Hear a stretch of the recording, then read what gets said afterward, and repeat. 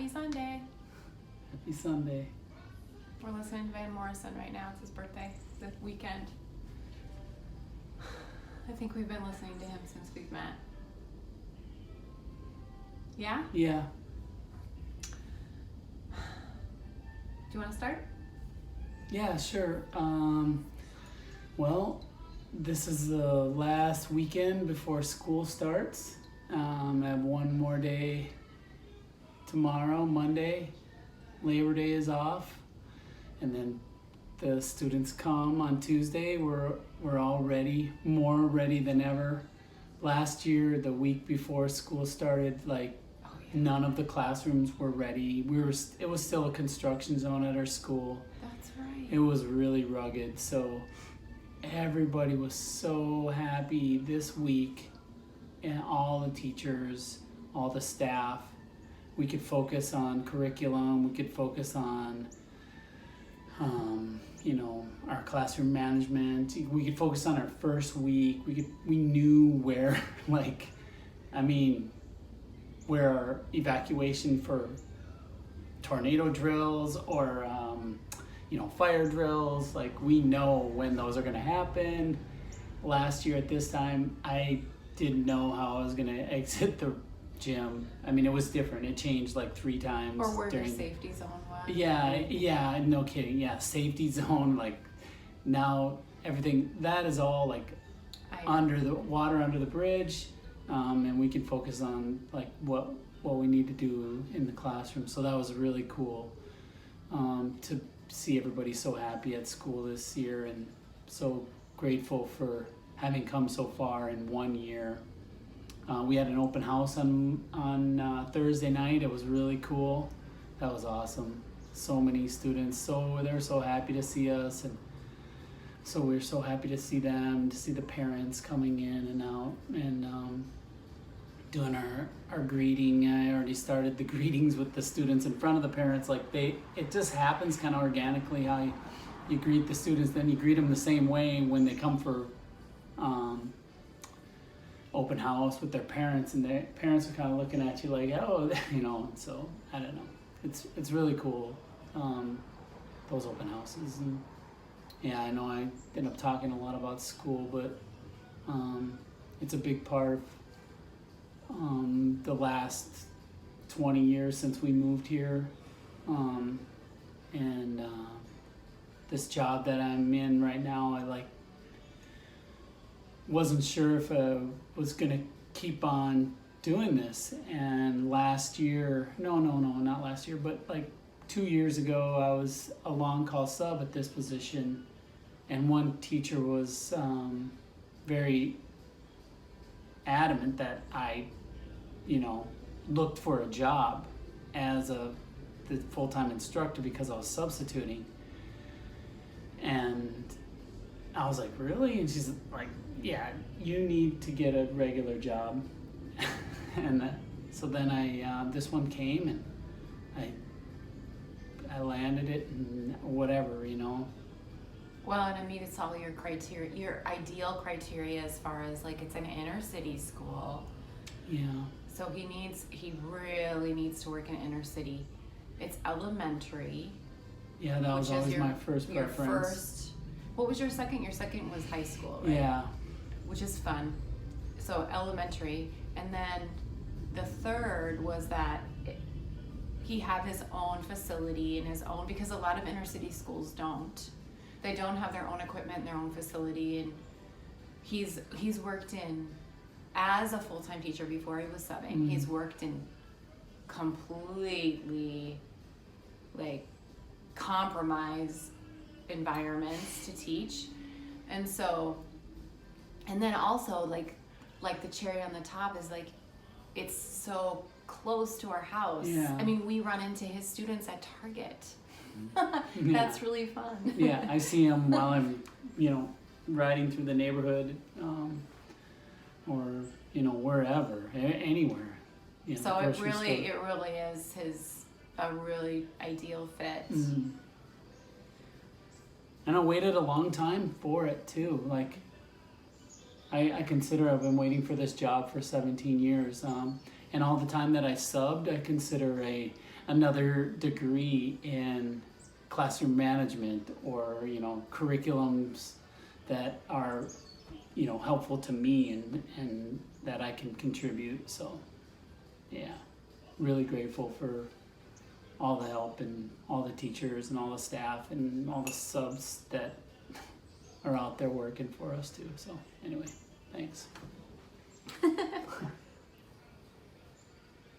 I'm always the heavier side of he's the lighter, I'm the heavier.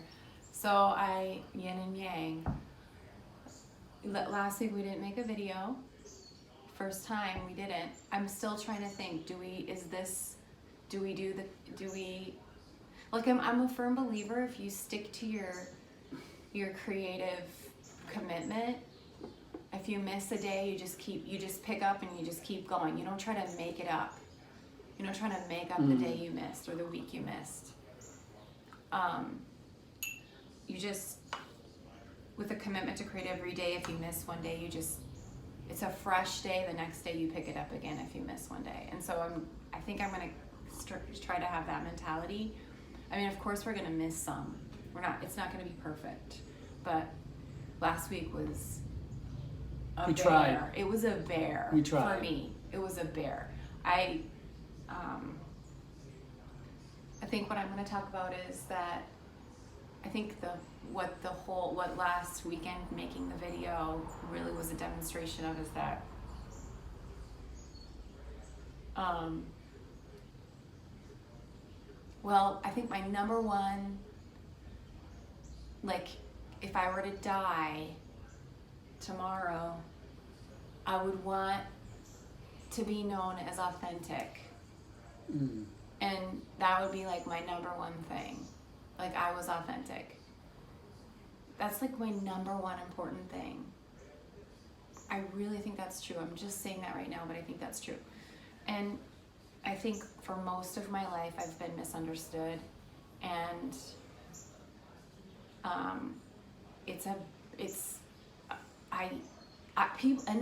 people either completely get me or they do not get me. And I possibly could rub people the wrong way. Maybe not so much anymore, but before I was aware of how misunderstood I was, yeah. And Jen was the first person to really just totally understand me without me having to explain myself. He's another person, was like totally just understood me without me having to explain to him how I tick or so anyway, last week when we were making the video, I just felt completely misrepresented or misunderstood, or it wasn't his fault. It was.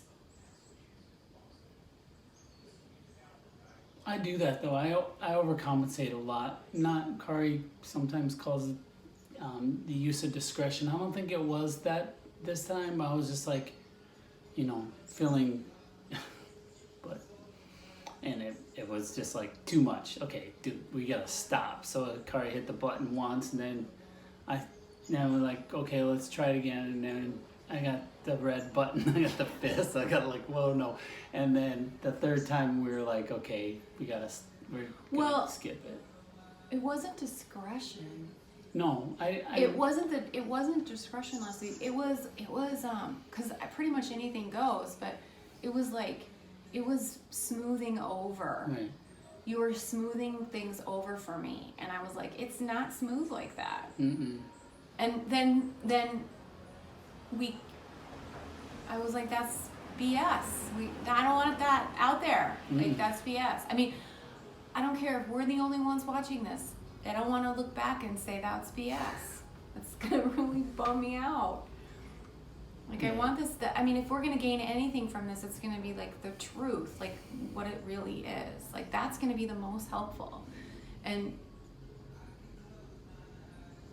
yeah, not that I'm just like, I don't care what anybody thinks. That's not that I'm flippant or anything. It's just he was talking about how he was talking about like one of my long-standing characteristics being like, since he's ever known me, is I like have instantaneous joy or spontaneous glee.